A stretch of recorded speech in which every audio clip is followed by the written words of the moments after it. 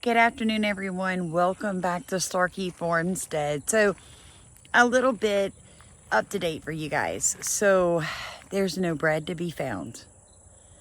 If you haven't stocked up with your hurricane supplies by now, today is September 10th and you're not finding anything. Basically, no bottled water, no paper towels, no toilet paper, no paper plates.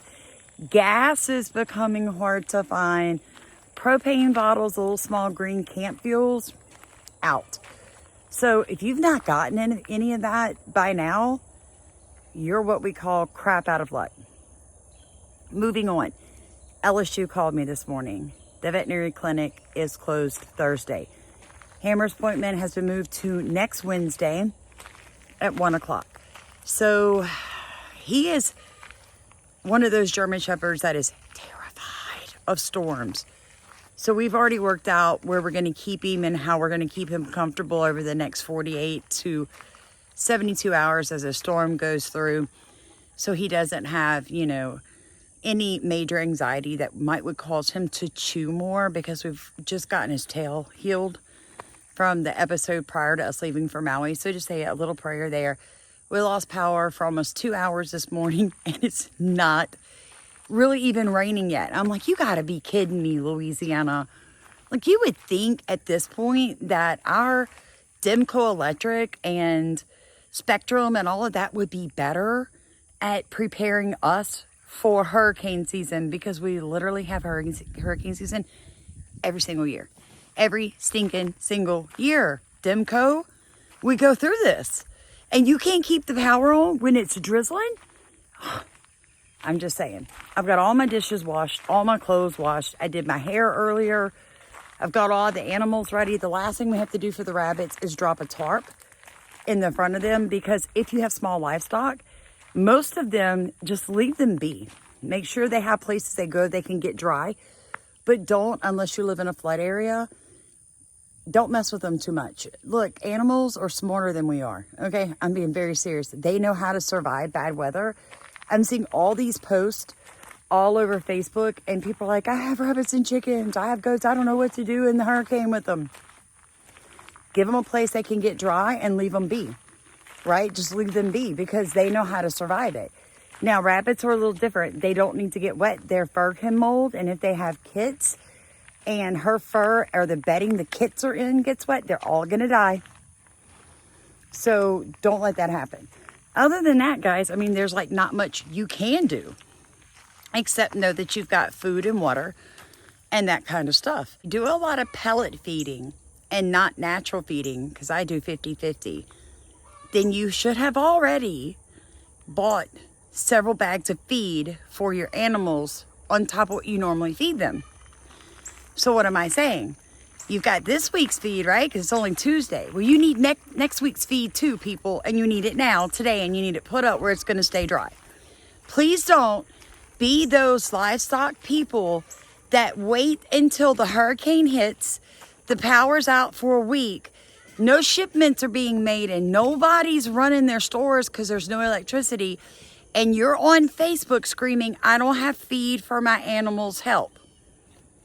Do not be those people. You know a hurricane's coming. Go get the feed today. Comment, subscribe if you would like to support our channel, because yeah, we still haven't heard anything about them remonetizing us, guys. If you look at the top of comments, I've done that. If you'd like to send $1 to help with Hammer's veterinarian care, we greatly appreciate it. They did mention something about an MRI. I can only imagine. We love you guys. Make sure you are still subscribed. You've got a garden and you've got a lot of corn and stuff that's most likely shallow rooted, because that's how it grows, and the wind's going to knock it down. Tie it up now. Run your string, tie it up, get it all secured, because you know the hurricane is coming. Please don't be those people on Facebook Thursday telling the whole world that your garden's 4 foot underwater and you didn't find time before the flood, because it's probably going to flood in areas, to go out there and harvest, and now you can't get to your food and it's going to rot. Go harvest now before the hurricane hits. And a lot of people go out and they're buying stuff that has to be refrigerated. I'm like, what do you do? Why do you have 4 gallons of milk? You literally have 4 gallons of milk in your buggy and 4 things of ice cream. Like, what are you going to do with that when the power goes out for a week? Are you rich? Do you have 2 generators? And how can you afford the gas for 2 generators? I'm just asking. So if you like most of us, you have 1 generator. Now, let me give you a tip, folks, especially for you young homesteaders or people that have moved to these areas recently from up north and you don't know no better. It's okay, let me tell you. Do not hook your generator up to your electricity to your house without putting in the safety mechanisms. I know I don't know the name, I just know it happens. So that when Dimco finally restores power, you backlash up the line and you blow us all out. And then everybody's without power forever.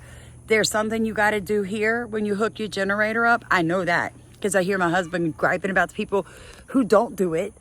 And then when the power comes back on and your generator's still running, you bust out everybody's lines. So look that up and make sure you're not doing that. Also, your generator is not made to run 24 hours a day. Did you hear me? It's not made to run 24 hours a day. If you do, on day 4, I'm going to be sitting in my house hot because I know how to survive. And I'm going to hear, and then I'm going to hear you cussing in your yard. And I'm going to be sitting in my house sweating, but I'm going to be laughing because you just burned up your generator. They are not made to run 24 hours a day. So you have to be smart. You run your generator early morning. You get your refrigerator cold again. You run some fans in the house. You let everybody charge their phones up. Okay? You cool everybody down. During the heat of the day, you're going to suffer. There's not enough fans or AC units you can run on that poor little generator. It's going to cool your house down in South Louisiana with no AC. So suck it up. Everybody's going to sweat. Go find something to do. Go visit somebody that's got electricity. Put your kids in the car and drive circles if you have to. Do not run that generator through the heat of the day. You're gonna burn it up. Run it at night when your husband comes home from work and everybody wants to go to bed. Nobody likes to go to bed pouring sweat and 95 degrees at 10 o'clock. So run that generator in the evening. Don't let anybody open up the doors. The kids aren't going in and out anymore. And that's how you survive it. You're not gonna have TV and an AC and a refrigerator all running on a generator 24/7 that you don't burn your generator up. And I'm telling you, somebody's gonna be like, this is the crappiest generator ever. It only lasted 4 days. You never cut it off once, did you? Just saying. Tales from South Louisiana. You'd be amazed. And please don't put your generator in your house or on your porch by your back door while the fumes are pumping into your house and then you kill your whole family. Yeah, these things really happen. I'm talking for real, folks. People really do this kind of stuff. Don't make any sense. Get you some sliced ham and some cheese and some beanie weenies, some hot dogs, some chili, a whole lot of bread, and some Pet's milk that you can make up your own milk with. You know, half Pet's milk, half water. You got milk. And some cereal. And you rock it on sandwiches and cereal until the electricity comes back on. Like, don't make it more difficult than it already is. Because as soon as this hurricane goes out, it's going to get so humid and so hot. In South Louisiana, the temperatures are going to be like 100 to 110, humidity at 85%, and you're not going to be able to breathe in the soupy air. And you're not going to have an AC unit. I'm just saying. Love you guys. Be blessed. Just wanted to give you an update of what we're facing. And whether or not I'll be making videos, I don't know. But I've got a great one that I'm starting on ancient civilizations they don't want us to know about. And all the bells that were destroyed after World War II and how bells and gongs and things like that can help heal our bodies through frequency. So really cool video. Hopefully I will get it finished today or tomorrow and get that up to you guys, uploaded to you guys before I lose power completely. But I love you guys. Talk to you later.